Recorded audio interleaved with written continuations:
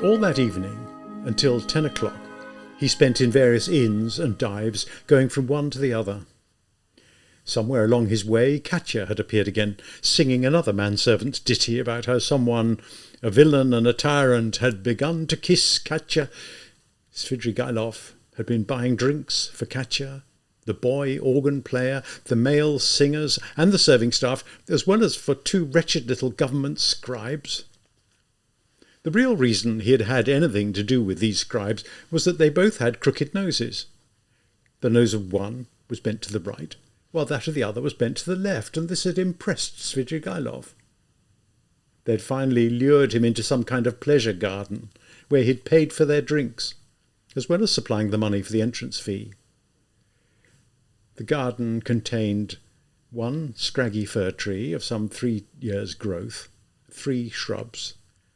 In addition to this, a vauxhall had been built, really just an open-air drinking den, but there it was, and it was also possible to obtain tea, and there were, moreover, 1 or 2 green tables and chairs. A chorus of inferior singers and some sort of inebriated Munich German who looked like a circus clown with a red nose, but somehow extremely sad, were trying to entertain the audience. The scribes got into a quarrel with some other scribes and had been on the point of fighting. Svidrigailov was chosen to be their judge.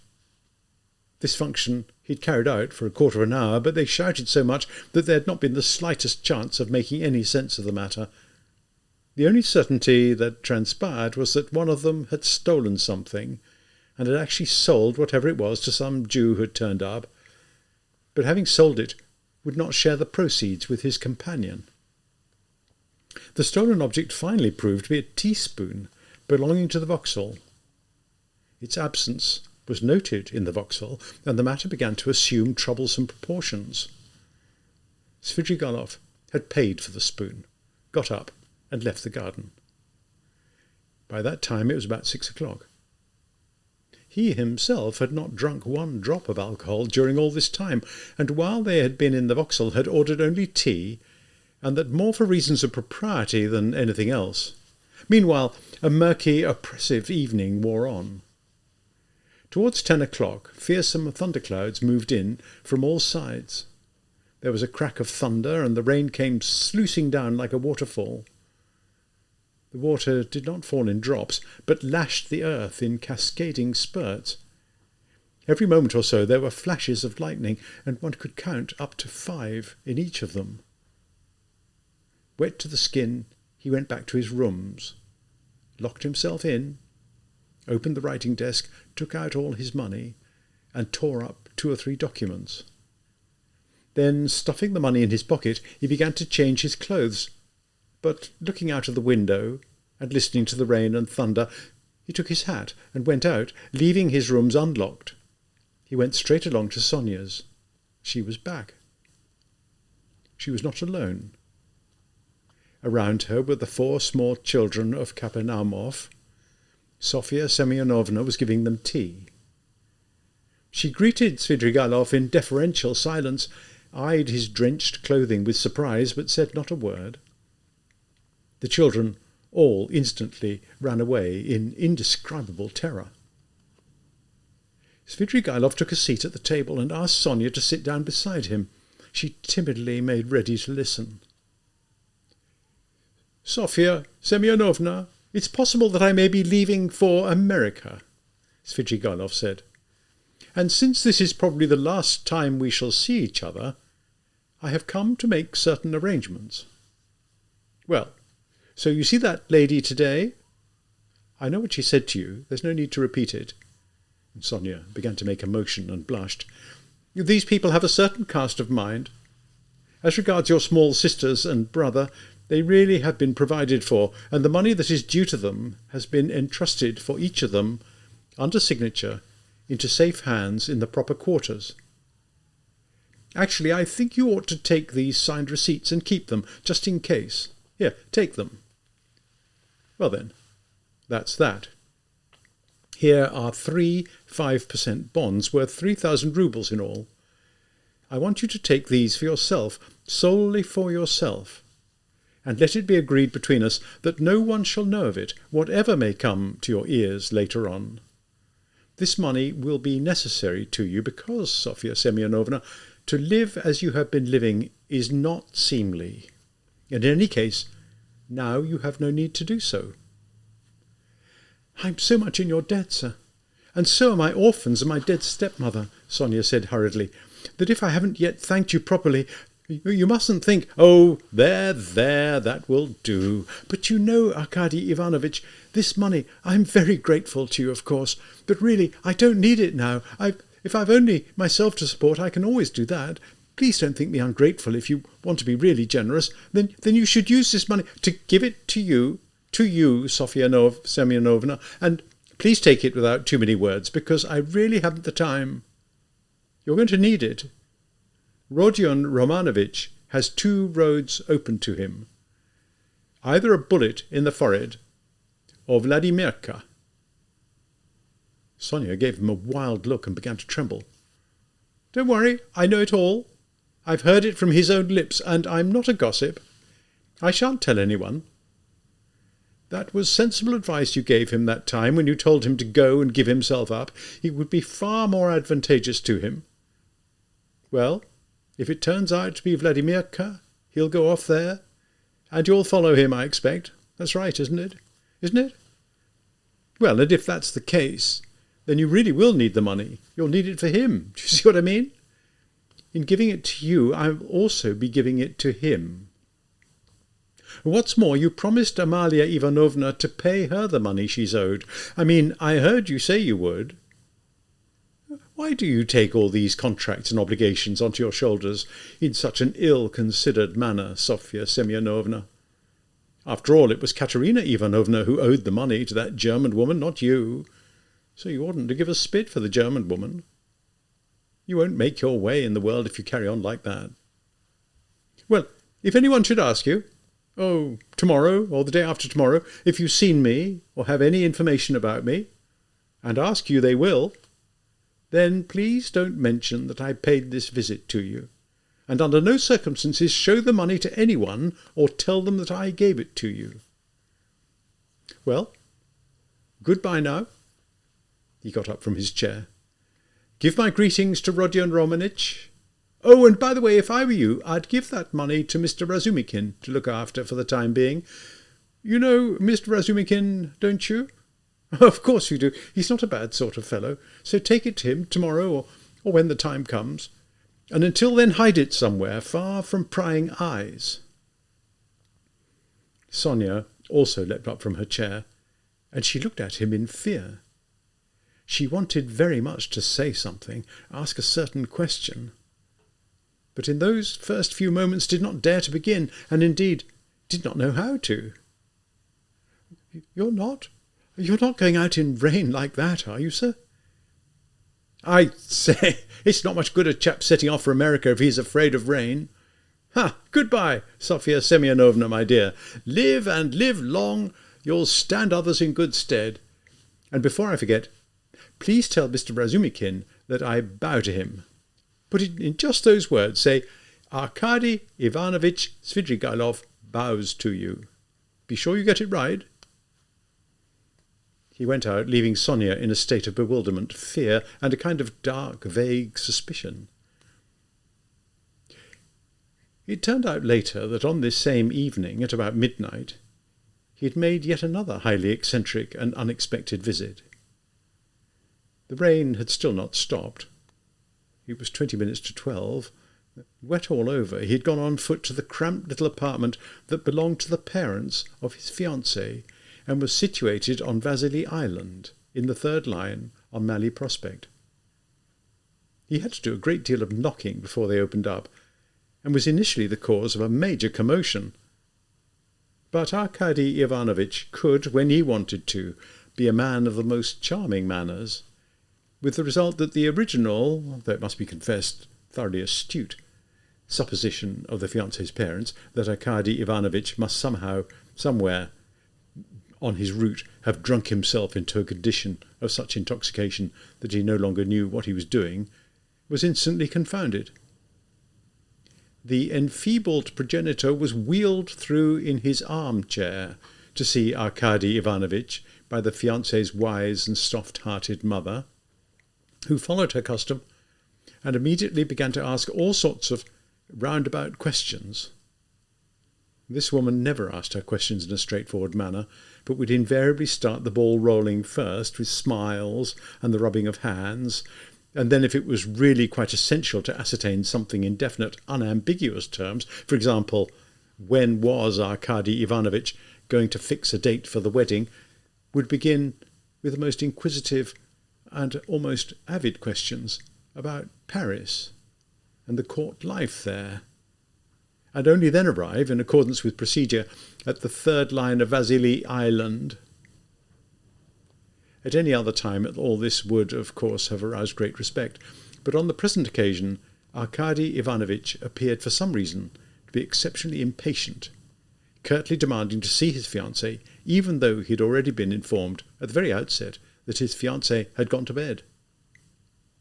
It need hardly be said that the fiancée made her appearance. Arkady Ivanovitch told her straight out that because of something extremely important that had happened, he was compelled to travel away from St. Petersburg for a time, and had therefore brought her 15,000 silver roubles in bonds and credit notes of various kinds, asking her to accept them from him as a present, and saying that he had long intended to give her this trifle before the wedding. These explanations in no way manifested any particular logical connection between his imminent departure and the gift, or the urgent necessity of his coming to present it to them at midnight in the pouring rain. But even so, the whole thing went off quite smoothly.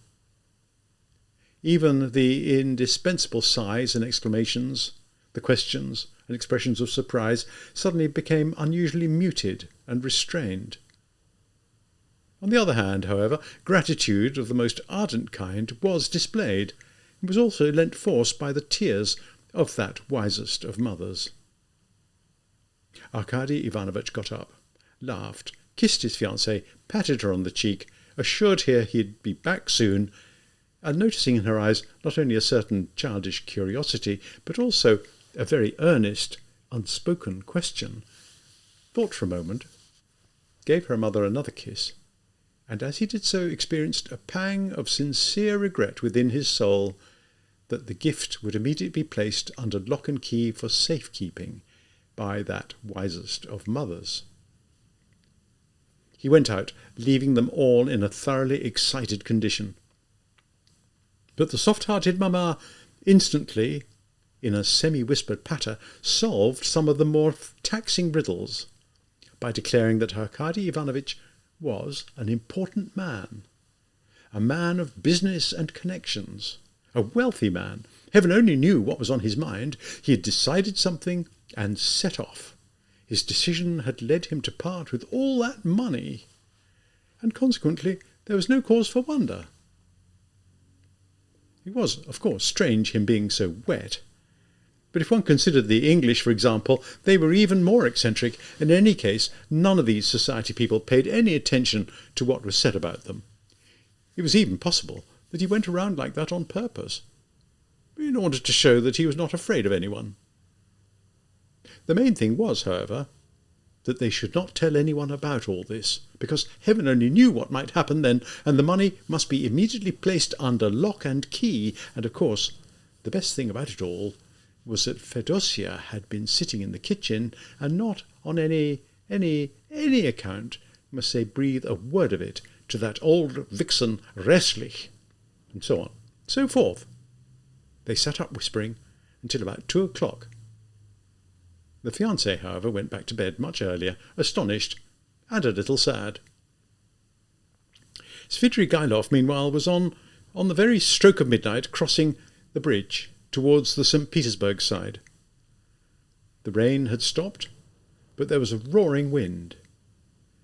He was beginning to shiver, and for a single moment he looked at the black water of the little Neva with a kind of especial curiosity. Standing there above the water, however, he soon began to feel very cold. He turned round and walked over to the prospect. He strode along the endless prospect for a very long time, almost half an hour, several times losing his foothold in the darkness on the wooden paving slabs, but never once giving up his search for something on the right-hand side of the street. Somewhere along here, at the end of the street, he had, while passing recently, noticed a hotel, which, although built of wood, was quite a large one. Its name, as far as he could remember, was something like the Adrianopolis. He had not been out in his reckonings. In a god-forsaken district like this, the hotel was such an evident landmark that it was quite impossible not to see it, even in the darkness. It was a long, blackened wooden building in which, the late hour notwithstanding, lights were still burning. The place appeared to be quite busy. He went inside and asked the ragamuffin who met him in the passage for a room. After giving Svidrigailov a quick look up and down, the ragamuffin shook himself into life and instantly led him off to a distant room, stuffy and narrow, somewhere right at the end of the passage in a corner under the staircase. This was the only room to be had. All the others were occupied. The ragamuffin gave him an inquiring look. Do you serve tea?" "Yes, sir." "What food have you got?" "There's veal, sir, vodka, sir, zakuski, sir." "Bring me tea and some veal." "And don't you want anything else?" the ragamuffin asked in positive bewilderment. "No, that's all, that's all." The ragamuffin went off, thoroughly disappointed. "This must be a good place," Svidrigailov thought. "How is it I don't know about it? I probably also look like someone who was on his way back from a café chantant, but got involved in some episode en route. In any case, it'd be interesting to find out who's staying here and spending the night." He lit a candle and examined the room in more detail. It was a little cell, so tiny that Svidrigailov almost had to stoop in it, with one window. The bed was very dirty. A simple painted chair and table took almost all the remaining space. The walls looked as though they'd been knocked together out of boards, covered in shabby wallpaper, so dusty and tattered that while it was still possible to guess its colour, yellow, none of the pattern could be deciphered at all.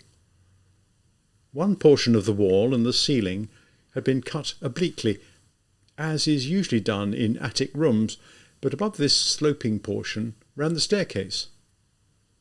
Svidrigailov put the candle down, seated himself on the bed, and began to ponder. But a strange and ceaseless whisper, which was coming from the cell next door, and sometimes rose almost to a cry, at last drew his attention.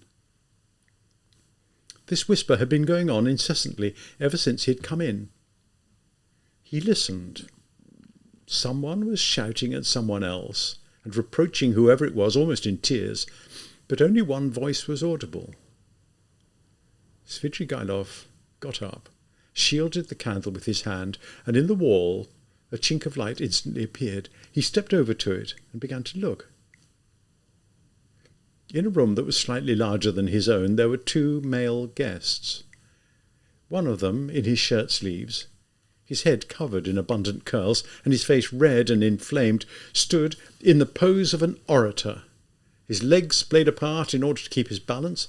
Beating his breast, he was reproaching the other in emotional tones for the fact that he was destitute, and did not even possess a civil service rank, that he had dragged him out of the mire and could tell him to go any time he felt like it, and that all this was being witnessed by none but the finger of the Almighty. The companion, who was the object of these reproaches, was sitting on a chair and had the look of a man who badly wanted to sneeze, but could not for the life of him do so. From time to time he gazed at the orator with a sheep-like and lacklustre stare, but he evidently had not the slightest conception of what it was all about, and it was doubtful whether he could even hear any of it. A guttering candle stood on the table, together with an almost empty decanter of vodka glasses, a loaf of bread, tumblers, cucumbers, and a tea service, the tea in which had long ago been drunk. Having given this scene his careful scrutiny, Svidrigailov indifferently moved away from the chink and sat down again on the bed. The ragamuffin, who had returned with the tea and veal, could not resist asking once more whether he wanted anything else, and on again, receiving a negative reply, beat a definitive retreat.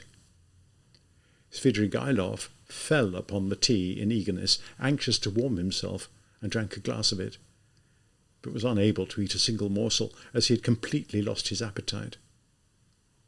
He was showing clear signs of incipient feverishness. He took off his overcoat and jacket, wrapped himself up in a blanket, and lay down on the bed. He was annoyed. It would have been better not to be ill on this occasion at least, he thought, and smiled a sardonic smile. The room was airless. The candle was burning dimly. The wind roared outside. Somewhere in a corner a mouse was scrabbling, and the whole place seemed to have a reek of mice and of something leathery. He lay and seemed to lose himself in reverie. Thought followed thought. It seemed to him that he would very much like to have been able to fix his imaginings on some one thing in particular. There must be some sort of garden under this window, he thought. It's the trees that are making that roaring noise. How I detest the roaring of trees at night, in darkness and storm. Horrible sound. And he remembered how, as he had made his way earlier past Petrovsky Park, he had thought about it with positive loathing. That reminded him of the bridge and the little Neva, and again he found himself feeling cold, as he had done earlier, standing above the water.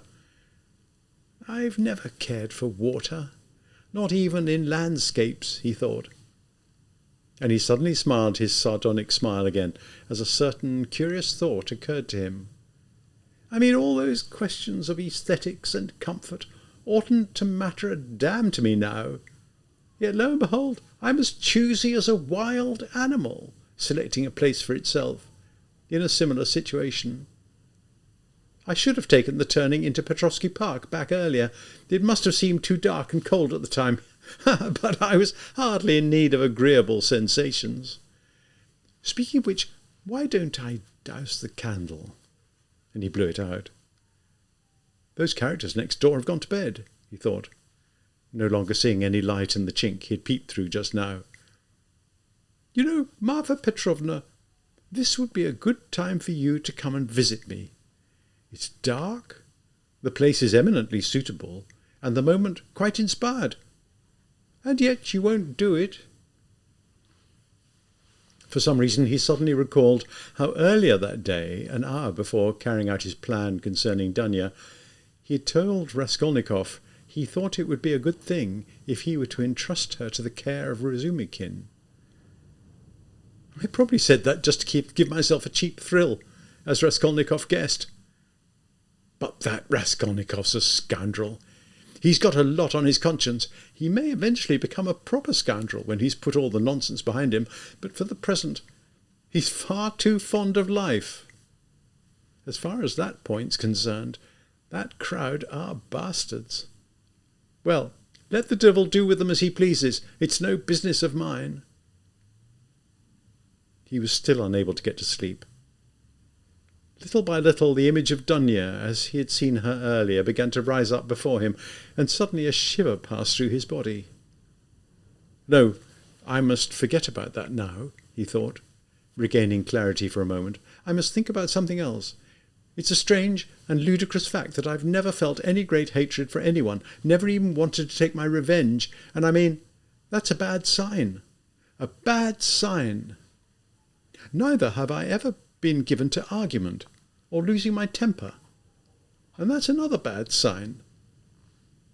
All those things I was promising her earlier, the devil take it. But after all, perhaps she'd have made a new man of me somehow. He fell silent again and gritted his teeth.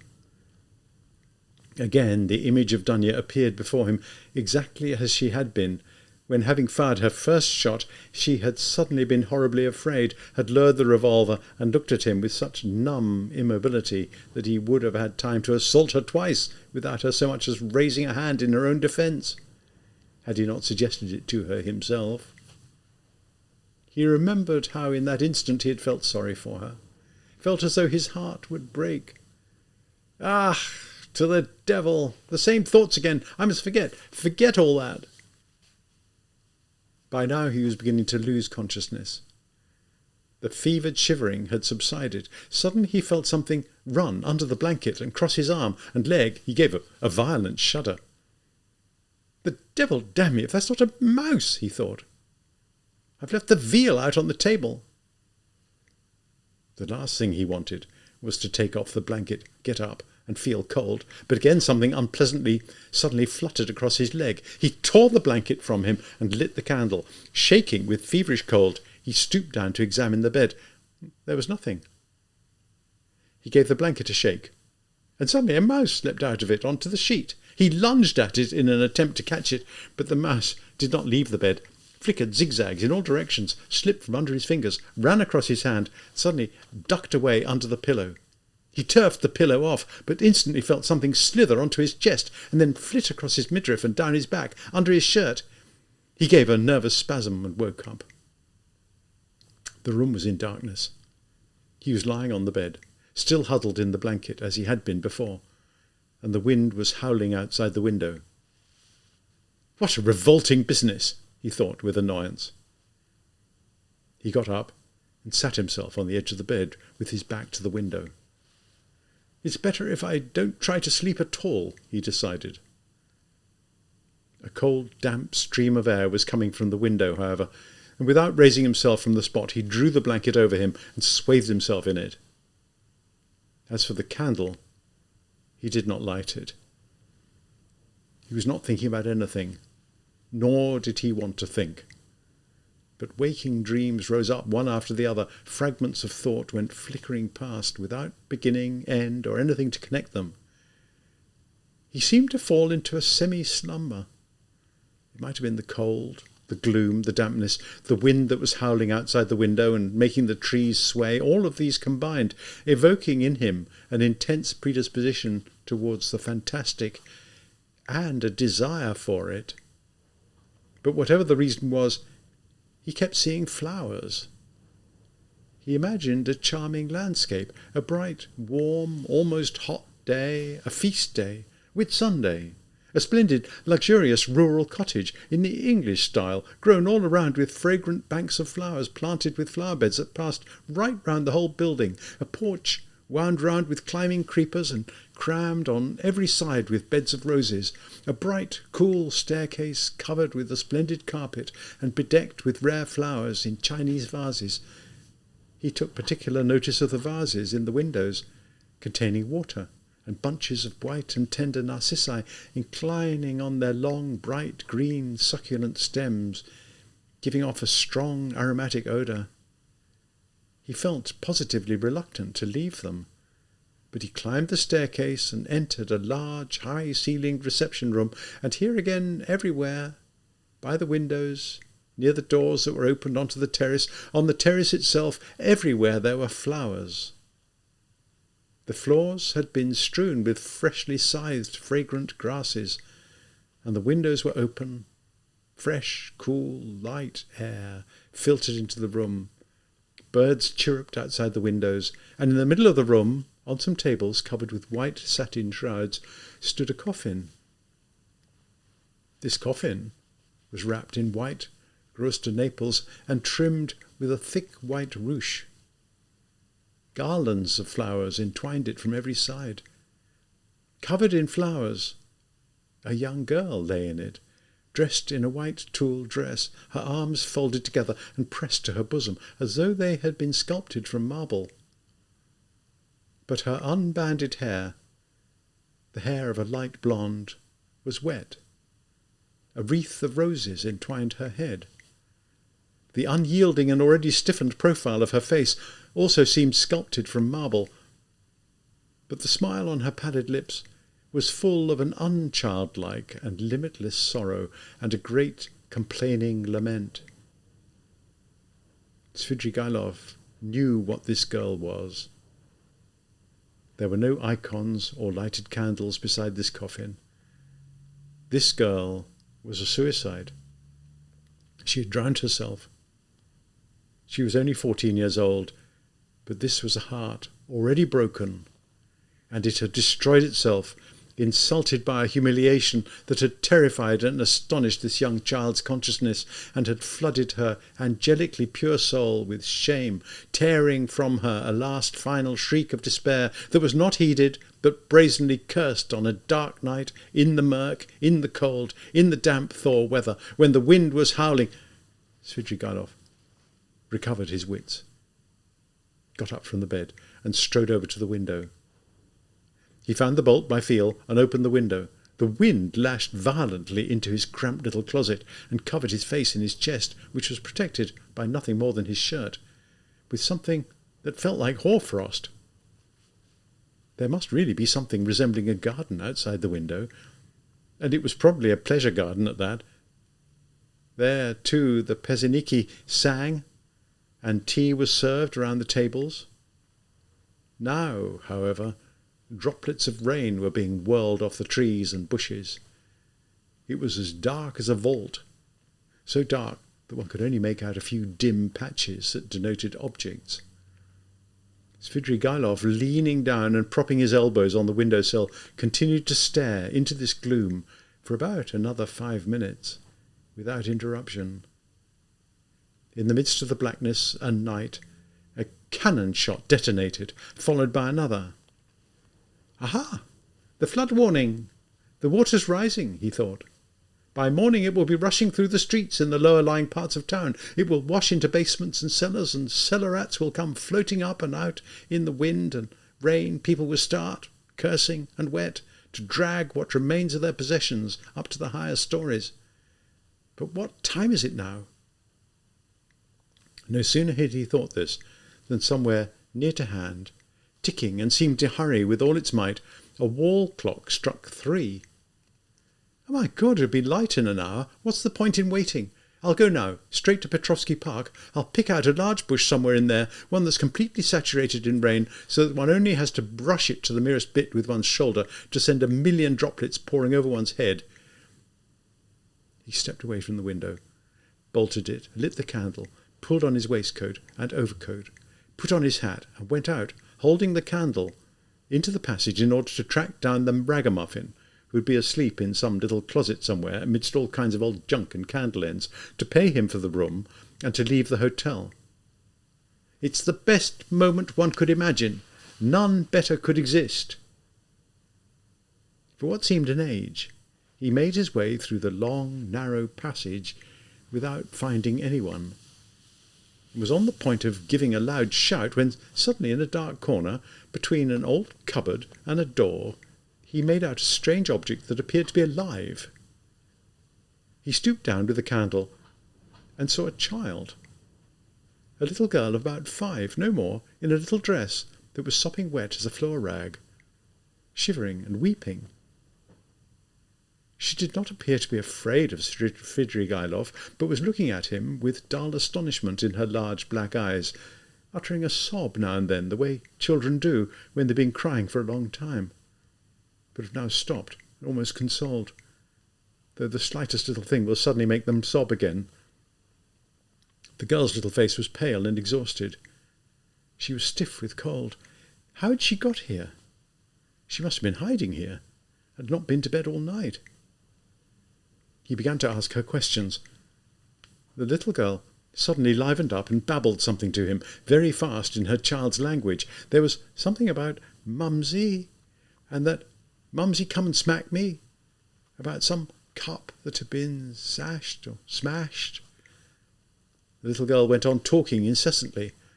And little by little it was possible to deduce from all her stories that this was an unloved child whose mother, doubtless some perpetually drunken cook from this very same hotel, had given a drubbing and frightened out of her wits. That the little girl had broken a cup of her mother's, been so frightened that she had run away the previous evening. She had probably hidden out in the yard in the pouring rain, and finally found her way in here, concealed herself behind the cupboard, remained sitting in this corner all night, weeping, shivering with damp, darkness, and the fear that she would now be sorely beaten for all this. He picked her up, carried her back to his room, put her on the bed, and began to take her clothes off.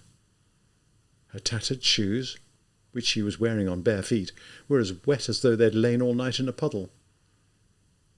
Having undressed her, he put her inside the sheets, covered her, tucked her up in a blanket, so that not even her head was visible. She fell asleep instantly. This accomplished, he again fell into gloomy thought. What on earth am I getting myself mixed up in? He decided suddenly, with a leaden sense of rancour. Just a lot of nonsense. Irritably, he picked up the candle in order to go out, and this time track down the ragamuffin, no matter what, get out of this place as soon as possible. Oh, but the kid, he thought with an oath, as he was opening the door, and went back to look at the little girl again and see whether she was asleep, and if so, how soundly. Cautiously, he raised the blanket a small way. The little girl was soundly and blissfully asleep. The blanket had made her warm, and the colour had spread across her pale cheeks. But there was something strange. This colour was more livid and more powerful than any ordinary child's flush. It must be a feverish flush, Svidrigailov thought. It's like the way they look when they've been given a whole glass of wine to drink. Her little scarlet lips seemed to be burning, blazing. But what's this? He suddenly fancied that the long black lashes of one of her eyes were quivering and blinking, that they were being raised, and that from under them a sly, sharp little eye was peeping out, winking in a most unchildlike fashion, as though the little girl were not asleep, but only pretending. Yes, he was right. Her lips were parting in a smile. The corners of them were twitching, as though she were trying to restrain herself. But now she had abandoned all restraint. This was laughter, open laughter. Something insolent and provocative shone in that not at all childlike face. This was lust. This was the face of a dame, the insolent face of a dame or camellia. There, without any attempt at concealment now, both eyes had opened. They were studying him up and down with a burning and shameless gaze. They were inviting him, laughing. There was something infinitely monstrous and outrageous in that laughter, in those eyes, in all this filth in the countenance of a child. What? A 5-year-old? Svidrigailov whispered in genuine horror. What on earth is this? But there she was, turning her scarlet burning gaze full on him now, stretching her arms out. Ha! Cursed one! Svidrigailov exclaimed in horror, raising his hand above her. But at that very same moment he woke up. He was still in the same bed, still swathed in the blanket. The candle was out, and full daylight showed white in the window. Nightmares, all night. He sat up with resentment, feeling totally shattered. His limbs ached. Outside there was a very thick mist, and nothing could be seen. It was about 6 o'clock. He had slept too long. He got up and put on his jacket and overcoat, which was still damp. Feeling in his pocket for the revolver, he took it out and adjusted the remaining cap. Then he sat down, took a notebook from his pocket, and on its first page, where they would be most noticeable, wrote a few lines in large characters. When he had read them over, he began to ponder, leaning his elbow on the table. The revolver and the notebook lay there by his elbow. The flies, disturbed from their slumber, crawled slowly over the untouched portion of veal that also lay on the table. For a long time he gazed at them, and then finally began the attempt to catch one of them with his right hand. Again, for a long time he exhausted himself in these efforts, but could not catch it for the life of him. At last, catching himself at this interesting occupation, he recovered his wits, shuddered, stood up, and walked decisively out of the room. A moment later he was out in the street. A thick, milky fog lay over the city. Svidrigailov made his way along the dirty, slippery wooden pavement in the direction of the Little Neva. In his mind he saw the waters of the Little Neva, swollen overnight, Petrovsky Island, the wet pathways, wet grass, wet trees and bushes, and at last the very bush. In his irritation, he began to study the buildings in order to have something else to think about. As he walked along the prospect, he encountered neither pedestrians nor cabs. Dirty and forlorn, the bright yellow wooden houses stared with their closed shutters. The cold and damp had chilled his body, and he began to feel feverish. Every so often he would come across the signs of small stores and greengrocers' shops, and he'd read each one attentively. And now he had come to the end of the wooden pavement. He was drawing level with a large stone building. A dirty little dog, trembling with cold, its tail between its legs, ran across his tracks. Some man in an overcoat, dead drunk, lay face down on the pavement. Svidrigailov gave him a glance and walked on. A tall watchtower caught his gaze on the left. "Ha!" he thought. "This place will do. Why go to Petrovsky Park? At least I'll have an official witness." He nearly smiled, an ironic smile at this new thought, and took the turning into the street. Here was the large building with the watchtower. Outside the building's large gateway, leaning his shoulder against it, stood a short little man who was muffled up in a grey fireman's overcoat and a brass Achilles helmet. Dozily he cast a cold and disapproving glance at the approaching Svidrigailov. Manifest on his features was that age-old look of querulous sorrow that is so acerbically imprinted on the faces of each member of the Hebrew tribe, without exception. For a while the two of them, Svidrigailov and Achilles, studied each other in silence. At last Achilles decided that there was something not quite right about a man who, although not drunk, was standing 3 paces from him, looking steadily at him and saying nothing at all. "Why are you here? What you want?" he said, still without moving a limb or altering his position. "Oh, nothing, thanks, old chap," Svidrigailov replied. "Here's not the place. Actually, old chap, I'm off to foreign parts." "Foreign parts?" "America." "America?" Svidrigailov took out the revolver and set the trigger. Achilles raised his eyebrows. "Why are you here? What you doing? Here is not the place for these jokes." "Why is it not the place?" "Because this is not the place." "Well, brother, this is all the same. The place is a good one. If they ask questions, reply that I said I was going to America." He put the revolver to his right temple.